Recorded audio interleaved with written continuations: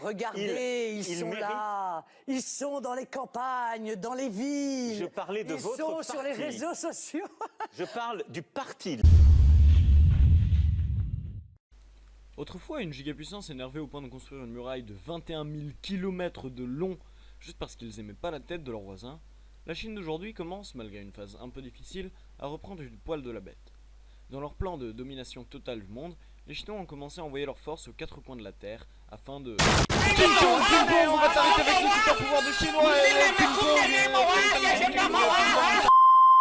Comme je le disais, une partie de la population chinoise, en quête d'une nouvelle vie ou simplement à la recherche de nouvelles opportunités, et sans aucune forme de plan pour la domination du monde par les Chinois, a pu, de son plein gré, choisir d'émigrer un peu partout dans le monde.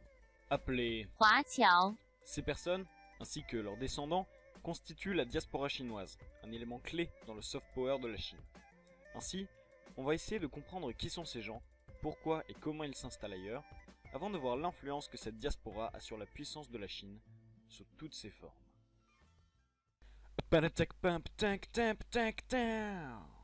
Avant de commencer, je vous présente Yonin Gonchinkongki. Yonin vient du Fujian, une province côtière de la République populaire de Chine. Donc il est chinois. J'ai dit, il est chinois. Oh Yonin, arrête tes conneries maintenant. Yonin aime bien la Chine. Ça va faire 7 ans qu'il exerce son métier de... Merde. Yonin aime bien la Chine, mais ça va faire 7 ans qu'il a terminé ses études d'art appliqué et qu'il ne parvient pas à trouver un emploi qui réponde à ses qualifications. Il slalome entre les emplois courts et peu rémunérés, mais il n'a pas abandonné son rêve, percer dans le domaine de la création. Un beau jour, après une dure journée de travail, il zappe sur sa télé quand il tombe là-dessus. VLPB, de ses initiales, artiste considéré par beaucoup comme le meilleur de sa génération, avait immigré en France plus jeune, faute au manque de possibilités dans son pays natal. Moins d'un mois après, Yonin avait fait ses bagages, et il était prêt pour prendre l'avion de sa nouvelle vie. Yonin ne parle pas français, mais il a de la chance. Il est à Paris ce que l'on appelle un Chinatown, ou un quartier chinois. En effet, la France, contrairement au Canada ou à l'Australie, n'est pas un pays avec une forte concentration d'origine chinoise. On l'estime à environ 1% de la population française totale. De ce fait, avoir un Chinatown lui permet une transition plus douce. Ses repères ne sont pas bousculés. Il est avec des gens qu'il comprend et qui le comprennent, ce qui lui permet de s'intégrer pas à pas, de décrocher un premier emploi, d'apprendre la langue et la culture de son pays d'accueil sans être complètement désorienté et déraciné. Nous retrouvons Yonin quelques années plus tard. Elle est parvenue à s'épanouir dans son travail. Il a une reconnaissance, une notoriété, une famille qui le rend un peu plus heureux chaque jour. Malgré tout ça, il a su garder son amour pour son pays et sa culture, dont il laisse des témoignages à travers ses œuvres, et qu'il visite régulièrement avec sa femme et ses enfants. Mais le modèle de Yonin n'est pas le seul possible. C'est pourquoi on n'en a pas encore terminé. Allez tout le monde, dites bonjour à Yoningo Chinko. Allez Yoningo, enfin, ne fais pas la gueule. Bon, Yoningo a l'air de mauvaise humeur, on va le laisser un peu tranquille. Yoningo vient de la province chinoise de... par là. Elle est issue d'une famille de paysans et malheureusement pour elle, il n'avait pas vraiment envie d'une fille qui ne sera jamais assez solide pour supporter le travail dans les champs. Cerise sur le gâteau, la politique de l'enfant unique allant en vigueur les empêche d'avoir un enfant de plus. Et avoir une fille seule pour descendance, c'est la certitude de perdre son nom de famille. La honte pour un villageois. Du coup, ils l'ont vendue. Elle s'est retrouvée dans un atelier de confection clandestin en Thaïlande et passe désormais ses journées à coudre des contrefaçons de la célébrissime maison de couture Vasco LPB. Allez Yoningo, fais pas ta timide. Bon, puisque tu m'obliges à en arriver là. Tu vois, ici, j'ai beaucoup de pouvoir. Tu les aimes, pas vrai? Ta femme et tes enfants, tu les aimes? Pas de vulgarité avec moi, tu veux? Ce serait vraiment dommage qu'il leur arrive quelque chose, tu ne penses pas? Donc tu vas me faire le plaisir de prendre ton tissu, ta machine à coudre, et de faire des cravates et des bonnets jusqu'à ce que tes mains ressemblent à des pieds. Me suis-je bien fait comprendre? Enfin, Contrairement à Yonin, Yoningo n'a pratiquement pas de passé, pas de famille et pas de ressources. Elle est dans un environnement peu accueillant. On lui parle constamment dans une langue qu'elle ne comprend pas, et où elle n'est pas autorisée à échanger avec ses collègues, pourtant les seuls ayant une chance de la comprendre.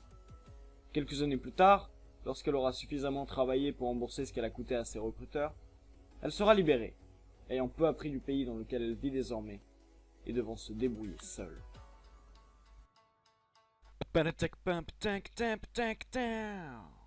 Les exemples comme ceux que l'on vient d'étudier sont légion. Comme le montre cette carte de la diaspora chinoise dans le monde, qui date de décembre 2017, les Chinois sont absolument partout. Aucun pays n'est épargné. Même ici, il y a des Chinois. Enfin, il est clair que les Chinois sont absolument partout. Les conséquences d'une telle diaspora sur la puissance de la Chine et sur le reste du monde sont aussi nombreuses que diversifiées. Un élément très important de la force de cette diaspora est son nationalisme et sa conscience identitaire. Commençons par les manifestations culturelles. Yonin, de par son engagement à exposer ses origines à l'international, contribue grandement à faire découvrir, notamment en Occident, les valeurs, les principes et la culture chinoise. C'est un élément crucial du soft power chinois, parce qu'une population familiarisée avec des idéaux, c'est une population compréhensive, investie et sur qui l'on a du pouvoir. Si les États-Unis sont aujourd'hui considérés comme la plus grande puissance mondiale, c'est en grande partie parce que la quasi-totalité du monde est bombardée de produits culturels américains. Plus on se sent proche du mode de vie d'un pays étranger, et plus on lui fait confiance, plus on le visite, plus on y investit, et plus on le fait croître. À une autre échelle, Yon, le meilleur ami de Yonin, qui tient un restaurant dans le quartier chinois de Paris, joue aussi un rôle dans l'investissement culturel chinois à l'étranger.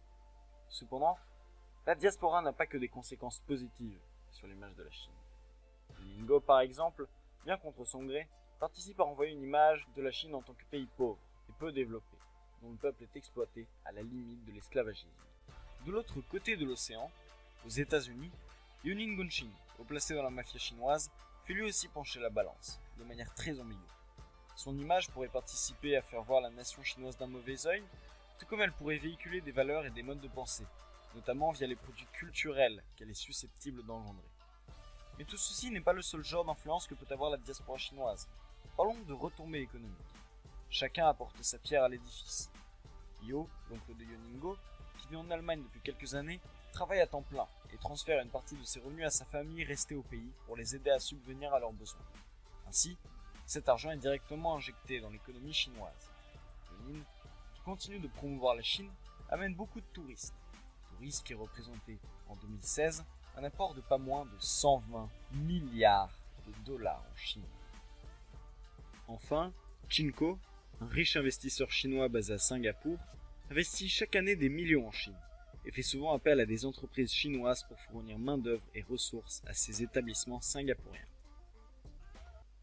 Bon, on dirait bien qu'on en a fini. Eh oh, pas si vite gringo, j'ai encore une conclusion à faire. Ainsi, nous avons vu que les motivations des émigrés chinois et les conséquences de leur migration sont très hétéroclites. Qu'ils partent par omission, par dépit ou même contre leur gré, ils jouent tous un rôle dans la conquête du monde par la Chine, ce économiquement, mais aussi et surtout culturellement, en installant des petites graines de culture chinoise un peu partout. Ça et aussi le fait que c'est des agents secrets, elles sont en train de nous envahir, il faut absolument vite.